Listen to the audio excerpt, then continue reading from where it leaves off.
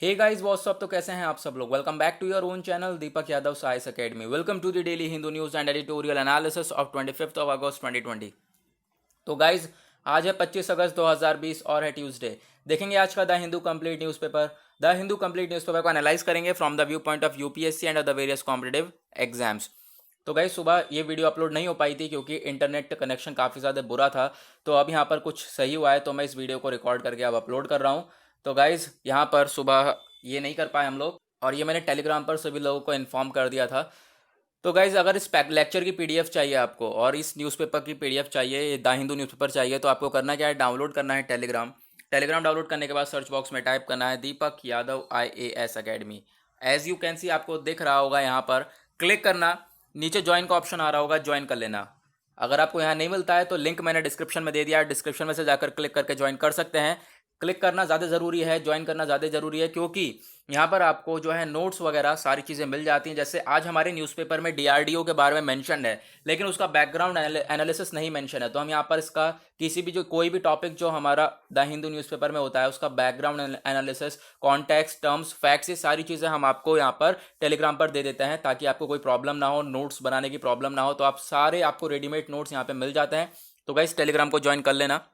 और अभी तक चैनल को सब्सक्राइब नहीं किया है तो सबसे पहले चैनल को सब्सक्राइब कर लेना। नीचे रेड कलर का बटन आ रहा होगा, सब्सक्राइब कर लेना पहले चैनल को, देन उसके बाद आगे बढ़ेंगे। नाउ चलते हैं फिर पेज नंबर 1 के ऊपर, देखें कौन कौन से आर्टिकल्स इंपॉर्टेंट। आज हाईलाइट नहीं करा क्योंकि ऑलरेडी लेट हो चुका था तो मैंने हाईलाइट नहीं करा, लेकिन चलो कोई बात नहीं, हमें न्यूज़ पता है कौन कौन सी है, और जो डेली व्यूअर है उन्हें तो पता ही है कि हाँ कौन कौन सी न्यूज़ उन्हें डिस्कस करनी है, क्योंकि वो डेली समझ गए होंगे। जिस तरीके से मैं एनालाइज करता हूँ न्यूज़पेपर को वो अलग ही तरीका है, ठीक है। तो गाइज यहाँ पर आप ये वाला आर्टिकल देख रहे होंगे, प्रशांत भूषण के केस से रिलेटेड है। सबको, जितने भी मेरे डेली व्यूअर हैं उनको सबको ये केस पता होगा क्योंकि मैं रटा चुका हूँ, काफ़ी बार इसके बारे में बता चुका हूँ, ठीक है। फिलहाल देख लेते हैं एक बार और। अब यहाँ पे हुआ क्या था, जो ये प्रशांत भूषण साहब हैं, ये पर्सनैलिटी, इन्होंने क्या करा, ट्वीट कर दिया। ट्वीट किसके against, CJI chief justice of India के अगेंस्ट यहाँ पे ट्वीट कर दिया, क्योंकि वो यहाँ पर एक बाइक पे बैठे हुए थे, है ना। तो ट्वीट कर दिया कि कोविड-19 की सिचुएशन में बाइक पर बैठे हुए हैं, इतनी महंगी बाइक चला रहे हैं, ये हो वो है, ठीक है। लेकिन वो बाइक किसकी थी, वो बीजेपी लीडर की थी। इन्होंने ट्वीट करा CJI को लेकर। फिर उसके बाद इन्होंने जो पिछले लास्ट 6 ईयर के CJI था उनके ऊपर उंगली उठाई कि उन्होंने डेमोक्रेसी को जो है वो डिस्ट्रॉय कर दिया है, ठीक है। तो फिर अब यहाँ पर एक बेंच बैठाई गई। बेंच बैठाने के बाद कंटेम्प्ट ऑफ कोर्ट को लाया गया। कंटेम्प्ट ऑफ कोर्ट के द्वारा जो है इन्हें क्रिमिनल कंटेम्प्ट ऑफ कोर्ट के द्वारा इनको जो है सजा सुनाई गई। सजा सुनाने के बाद अभी यहाँ पर सिचुएशन क्या बन रही है, सुप्रीम कोर्ट ने बोला अगर आप अपना स्टेटमेंट चेंज करना चाहते हो, रिकंसिडर करना चाहते हो, then you can go for it, आप जा सकते हो उसके लिए। लेकिन यहाँ पर इन्होंने बोला कि यहाँ पर कोई स्टेटमेंट चेंज नहीं करूंगा। इन्होंने कुछ यहाँ पर अभी यहाँ पर उसके रिगार्डिंग जवाब नहीं दिया है। तो यही बात हो रही है, अभी तक यहीं तक केस जो है वो पहुंचा है कि अभी यहाँ पर इन्होंने कोई अपना जवाब नहीं दिया है। सुप्रीम कोर्ट ने हालांकि बोला कि यहाँ पर अगर आप, ये बात ये हो रही थी कि इन्होंने ये जो बोला इन सब के against, chief justice of India ये सब चीज़ों के अगेंस्ट बोला, तो इन्होंने क्या, जो बेंच बैठी थी, बेंच ने इनके ऊपर उंगली इसलिए उठाई क्योंकि उन्होंने ये केस रख दिया कि इन्होंने कोर्ट के ऊपर जो है, कोर्ट के मान और मर्यादा, कोर्ट के गौरव के ऊपर जो है इन्होंने उंगली उठाई है प्रशांत भूषण साहब ने, ठीक है। तो फिर यही केस अभी तक चल ही रहा है। तो ये केस अभी अभी चल ही रहा है, देखते हैं कहाँ तक पहुँचता है ये केस। तो अभी यहाँ पर ये सिचुएशन बनकर आई है कि इनसे कहा गया कि अपना स्टेटमेंट आप बदलना चाहते हो या फिर कुछ चेंजेस करना चाहते हो तो चेंज कर लो, ठीक है। लेकिन यहाँ पर इन्होंने मना कर दिया। आगे चलते हैं, अभी तक यहीं पे केस है तो अभी यहीं तक डिस्कस करेंगे। पेज नंबर 2 के ऊपर आते हैं। पेज नंबर 2 पे हमारे लिए कोई आर्टिकल इंपॉर्टेंट नहीं है, ठीक है। यहाँ पर कोई आर्टिकल इंपॉर्टेंट नहीं दिख रहा है। चलो फिर आगे पेज नंबर 3 के ऊपर आते हैं। पेज नंबर 3 के ऊपर आपको आर्टिकल दिखी गया होगा सबसे ऊपर ही, टैक्स कलेक्शन जो है in capital 57% less than expected in April and July. जितना एक्सपेक्ट करा गया था कि टैक्स का कलेक्शन होगा उतना नहीं हुआ, ठीक है। अब यहाँ पर कितना एक्सपेक्ट करा गया था ये चीज़ हम लोग यहाँ पर देख लेते हैं। अब जो ये कलेक्शन है 5 स्ट्रीम से देखा गया था। 5 स्ट्रीम कौन कौन सी, value added tax, goods and service tax, excise tax, stamps and registration, इनके द्वारा देखा गया था, एंड मोटर व्हीकल टेस्ट। तो इन सब के द्वारा देखा गया था कि ये सब जो टैक्स कलेक्शन होगा वो कितना होगा, एक्सपेक्ट कितना करा गया था, 14,700 करोड़ रुपए एक्सपेक्ट करा गया था कि भाई इतना तो टैक्स आना चाहिए। आया कितना, 6,282 करोड़ रुपए टैक्स आया। यानी कि टैक्स कलेक्शन क्या हुआ, डाउन हो गया, लोगों ने टैक्स कम पे करा। तो सिचुएशन क्या बन रही है, जो टैक्स कलेक्शन है वो काफ़ी ज़्यादा ड्रॉप डाउन हो चुका है। ये वाला आर्टिकल इसी के बारे में, इसी से रिलेटेड आर्टिकल एक एडिटोरियल के ओपेड पेज पे है, उसको भी हम लोग डिस्कस करेंगे आगे अपने एक इंटरेस्टिंग वे में। नाउ आगे चलते हैं हम लोग, फिर उसके बाद आगे चलते हैं, बढ़ते हैं पेज नंबर, हम लोग आते हैं 4 के ऊपर। नो आर्टिकल, यहाँ पर कोई आर्टिकल इंपॉर्टेंट नहीं है हमारे लिए, क्योंकि फालतू में हम लोग टाइम वेस्ट भी नहीं कर सकते ना इन सब चीज़ों में। फिर उसके बाद पेज नंबर 5 के ऊपर आते हैं। पेज नंबर 5 के ऊपर भी कोई आर्टिकल इंपॉर्टेंट नहीं है। पॉलिटिकल रिलेटेड काफ़ी सारे आर्टिकल आए आज, आप लोगों को भी दिख रहे होंगे। नाउ पेज नंबर 6 पे आते हैं एडिटोरियल्स। एडिटोरियल्स होता है हमारे यूपीएससी के पॉइंट ऑफ व्यू से इंपॉर्टेंट। ये वाला एडिटोरियल आपको कुछ जाना पहचाना लग रहा है, India does need a fiscal council. ये हमने एडिटोरियल डिस्कस करा था 11 जुलाई को, और इसके जो नोट्स हैं वो अभी भी टेलीग्राम पर पड़े हुए हैं, क्योंकि टेलीग्राम पर ये सारी चीज़ें पोस्ट कर देता हूँ, तो वहीं से डिस्कस करेंगे हम लोग। 11 जुलाई को बिल्कुल as it is ditto article आया था। वहां पे बस खाली एक क्वेश्चन टाइप में पूछा गया था, does we need a fiscal council, क्या हम लोगों को फिस्कल काउंसिल की जरूरत है। लेकिन जो आज आर्टिकल है, आज आर्टिकल में क्या चेंज है कि हाँ भाई इंडिया को फिस्कल काउंसिल की जरूरत है। क्यों ज़रूरत है, ये सारी चीज़ें हम डिस्कस करेंगे आगे अपने एक आंसर राइटिंग फॉर्म में। आपको पता होगा जो ये हमारा एनालिसिस है, हमारे एनालिसिस में हम आपको एक पूरा का पूरा आंसर राइटिंग फ्रेम करके देते हैं, ठीक है। पूरी की पूरी आपको एक आंसर लिख के देते हैं जिसमें से आपको कोई प्रॉब्लम नहीं होती। अब आपको ये क्वेश्चन, अगर आपको एक आर्टिकल पढ़ना है, ठीक है, अब आपको आर्टिकल पढ़ोगे फिर उसका आप एक क्वेश्चन बनाओगे, तो मैं आपको इतना आसान कर देता हूँ यहाँ पर कि ये आर्टिकल जो है, इस पूरे आर्टिकल का एक आंसर वगैरह पूरा का पूरा बनाकर दे देता हूँ, ठीक है। तो चलो पहले डिस्कस कर लेते हैं, इंडिया को फिस्कल काउंसिल की ज़रूरत क्यों है भाई।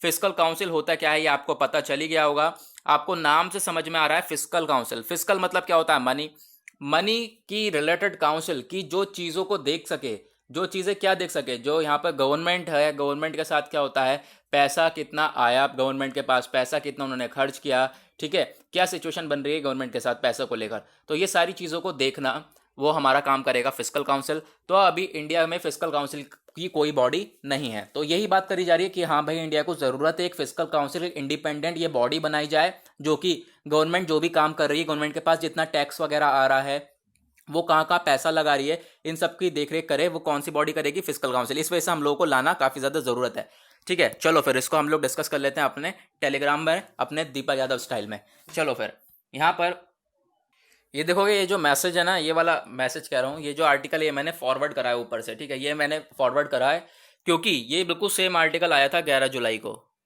11 जुलाई को, और यहाँ पर फिर आज बिल्कुल सेम आ चुका है। जीएस पेपर 3 में आएगा आपका इंडियन इकोनॉमी। देखो क्वेश्चन क्या है, न्यूज़ में क्यों है, क्योंकि ये स्ट्रेस करा जा रहा है कि फिस्कल काउंसिल को लाया जाए। Why do we need a fiscal council, हम लोगों को क्यों ज़रूरत है फिस्कल काउंसिल की, ये आर्टिकल में मेंशन नहीं है, लेकिन मैं आपको ये चीज़ अलग से एक बेहतरीन आर्टिकल बनाकर दे रहा हूँ। तो हम लोग को ज़रूरत क्यों है, तो सबसे पहले आप देखोगे गवर्नमेंट के पास कितना सारा पैसा आ रहा है, टैक्स वगैरह आ रहा है, ठीक है, कभी कभार घोटाले भी हो जाते हैं, कभी कभार कुछ अंडर कट भी हो जाता है, ठीक है, कटिंग्स वगैरह हो जाती हैं, उनमें कुछ क्लैरिटी नहीं हो पाती, ट्रांसपेरेंसी नहीं दिख पाता, कितना पैसा आया कितना पैसा गया, बिल्कुल यहाँ पर जो है सब एकदम सीक्रेसी में, सीक्रेटली ये सारी चीज़ें हो जाती हैं। तो उन सब चीज़ों को देखने के लिए, उन सब चीज़ों को इंश्योर करने के लिए we need a body and that is called fiscal policy, okay, ठीक है। तो चलो भाई, fiscal policy not fiscal council, हम लोगों को ऐसी बॉडी की ज़रूरत है। तो हम लोगों को ज़रूरत क्यों है, सबसे पहला बात, जीएसटी है हमारे इंडिया में, जीएसटी काउंसिल है एक, और एक है हमारे लिए फाइनेंस कमीशन, ये दो बॉडी है हमारे इंडिया में अभी, ठीक है, फाइनेंस कमीशन और जीएसटी बॉडी, जीएसटी काउंसिल। अब जितना टैक्स आ रहा है, ये सारी चीज़ें, ये सब ये अभी मेंटेन कर रही हैं, लेकिन इन दोनों के बीच में कोऑर्डिनेशन ही नहीं है। फाइनेंस कमीशन को नहीं पता कि जीएसटी काउंसिल में क्या हो रहा है, जीएसटी काउंसिल को नहीं पता कि फाइनेंस कमीशन में क्या हो रहा है। तो अब जब फिस्कल काउंसिल आ जाएगी तो भैया इन दोनों को कान पकड़ के बैठा देगी, इन दोनों को ही यहाँ पर क्या करेगी, अच्छी तरीके से जज करेगी और देखेगी कि हाँ भाई कितना अमाउंट आ रहा है, कितना अमाउंट नहीं आ रहा है। That is why we need a fiscal policy, इस वजह से हम लोग को फिस्कल पॉलिसी की जरूरत है, ओके।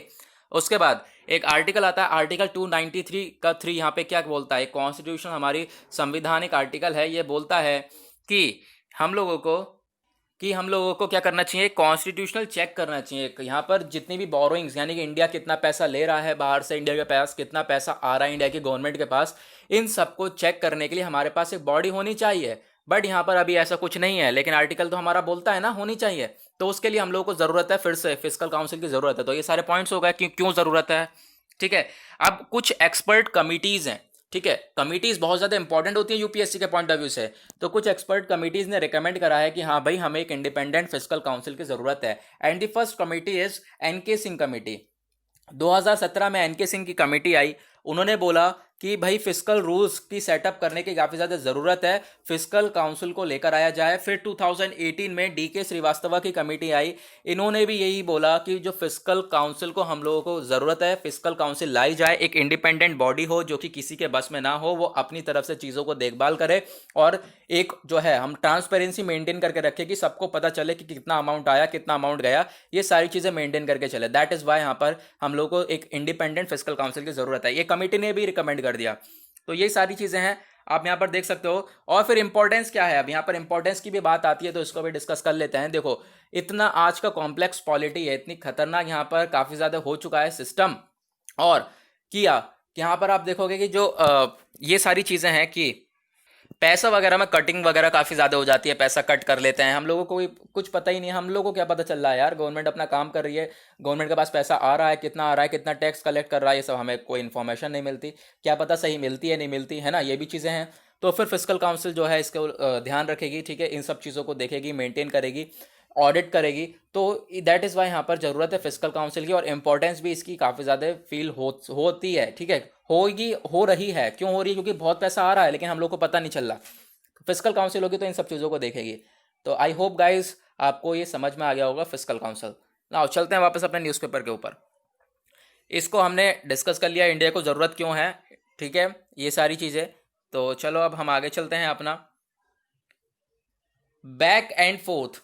ये वाला आर्टिकल हमने कल भी डिस्कस किया था, पाकिस्तान से रिलेटेड। दाऊद इब्राहिम जो है उन्होंने मना कर दिया पाकिस्तान वालों ने कि नहीं है यहाँ पर, ये सारी चीज़ें थी, बकवास आर्टिकल है। लेकिन जो इंपॉर्टेंट है हमारे लिए, most important, FATF financial action task force, that is the important body in this entire article and the important term. ये बहुत ज़्यादा इंपॉर्टेंट हमारे लिए जो है कॉन्टेक्स्ट बन जाता है कि FATF है क्या। नाउ चलो we will discuss it on the Telegram. तो फाइनेंशियल एक्शन टास्क फोर्स के बारे में मैंने आपको यहाँ पर जो है दे दिया है, अभी हम लोग डिस्कस करेंगे। तो गाइज ये है, ठीक है, टॉपिक क्या है हमारा, financial action task force. What is this, ये है क्या? फाइनेंशियल एक्शन टास्क फोर्स एक बॉडी है जो कि सेटअप करी गई G7 के द्वारा, ये डेवलप करने के यहाँ पर डेवलप करी गई ऑर्गेनाइजेशन को फाउंड करा गया 1989 में। 1989 में इसको लेकर आया गया।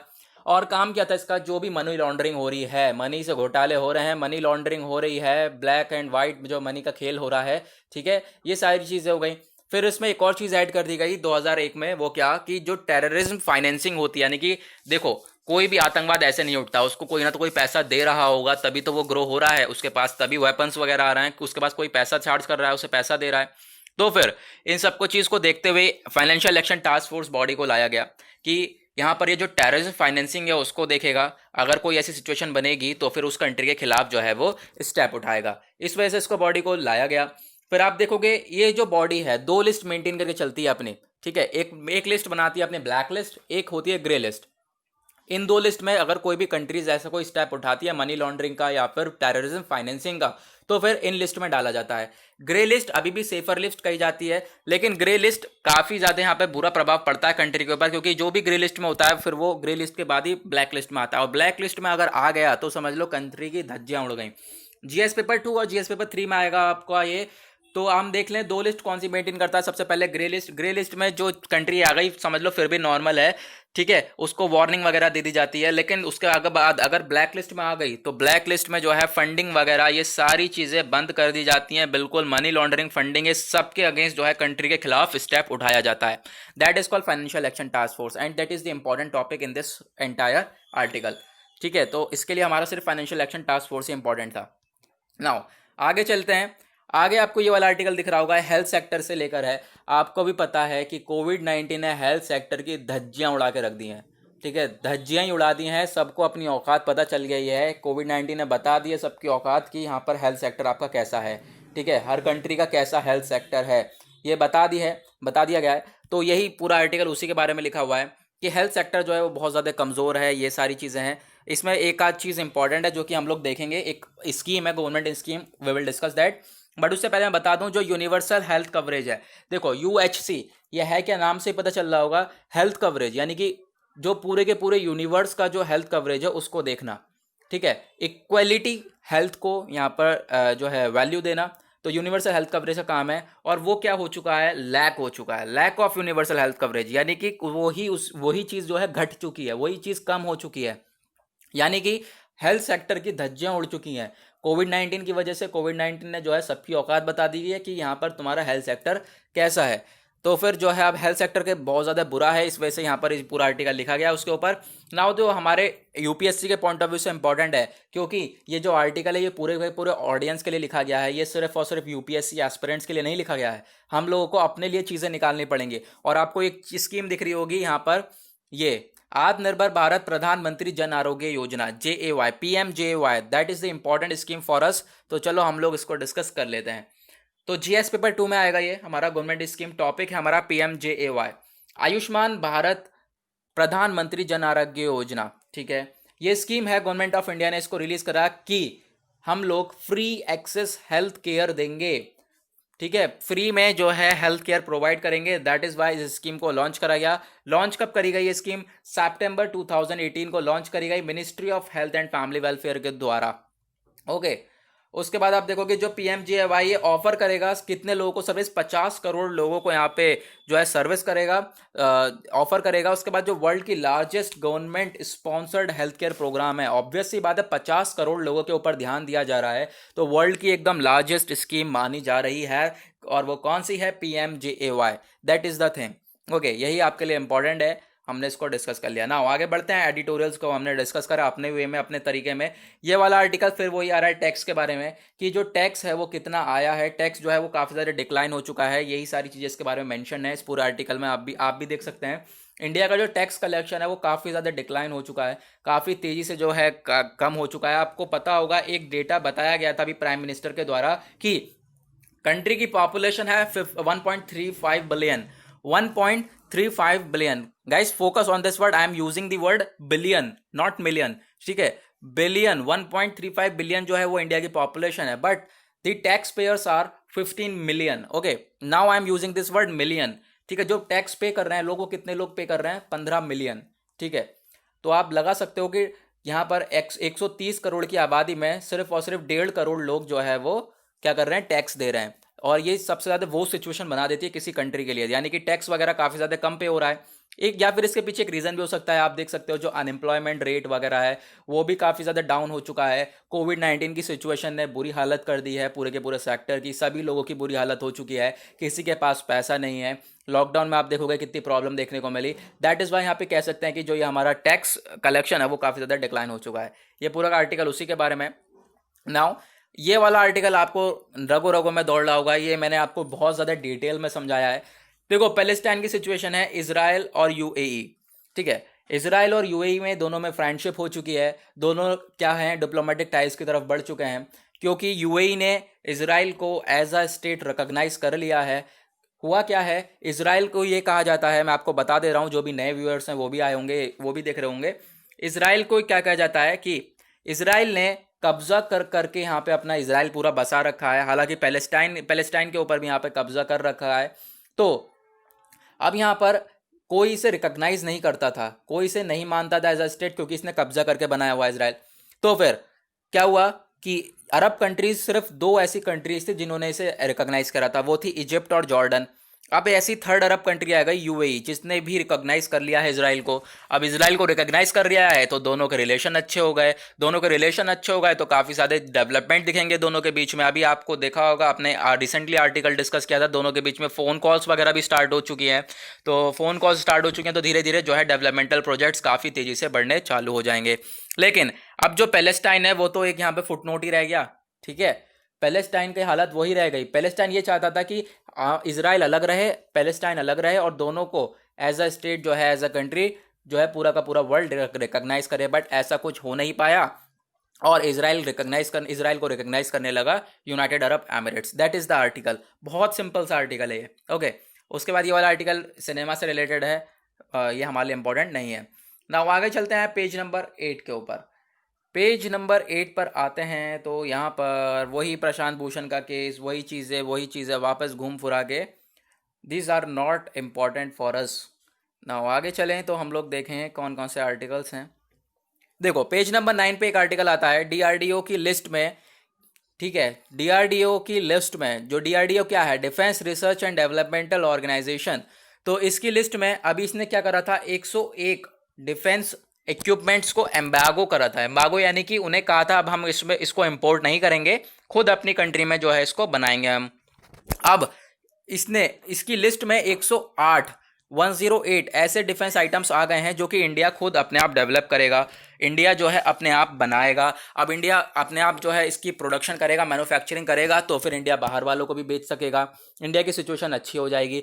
तो वो वही इसके बारे में बताया गया है कि जो 108 यहाँ पर डिफेंस आइटम्स के बारे में बताया गया है कि जो इंडिया है वो बनाएगा खुद, ठीक है। तो फिर इंपॉर्टेंट क्या है हमारे लिए, यहाँ पर इंपॉर्टेंट है DRDO. What is DRDO now? Telegram पे चलें, टेलीग्राम पर आपको मिलेगा डीआरडीओ क्या है। जीएस पेपर 3 में मिलेगा आपको ये टॉपिक आपका। डीआरडीओ का फुल फॉर्म आपको पता चली गया होगा, defence research and development organisation. ये वर्क करती है under the control of ministry of defence, यानी ministry of defence government of India के द्वारा इसको ये जो है वर्क करती है। और इसका मिशन क्या है कि डेवलप करना, डिज़ाइन करना, प्रोडक्शन करना, किस चीज़ का, वेपन सिस्टम्स का, वेपन वगैरह, ये सारी चीज़ हो गई, इक्विपमेंट्स हो गई, ये सब चीज़ को डेवलप करना। जैसे कि अभी हमने आर्टिकल देखा, 108 आइटम्स को जो है वो डेवलप करेगा India through the DRDO. DRDO की लिस्ट में है वो सारी चीज़ें। तो काम क्या है डीआरडीओ का, आपको याद रखना है, जो वेपन्स वगैरह है उनको बनाना, मैन्युफैक्चर करना, that is the thing. Okay, now आगे चलते हैं, आगे आगे आगे बढ़ते हैं गाइज। यहाँ पे ख़त्म हो गया हमारा, ठीक है। तो गाइज आज का हमने कर लिया न्यूज़पेपर को कवर, और अभी तक आपने वीडियो को लाइक नहीं किया तो सबसे पहले लाइक करें, और चैनल को सब्सक्राइब नहीं किया है तो गाइज सबसे पहले चैनल को सब्सक्राइब कर लें, ऐसे ही डेली द हिंदू एनालिसिस के लिए। और जो टेलीग्राम का लिंक है वो मैंने डिस्क्रिप्शन में आपको प्रोवाइड कर दिया, डिस्क्रिप्शन में से क्लिक करके जाकर टेलीग्राम को भी ज्वाइन कर लीजिएगा। नाउ गाइज आज के लिए बस इतना ही, मिलेंगे आप लोगों से कल, आज के लिए बाय बाय।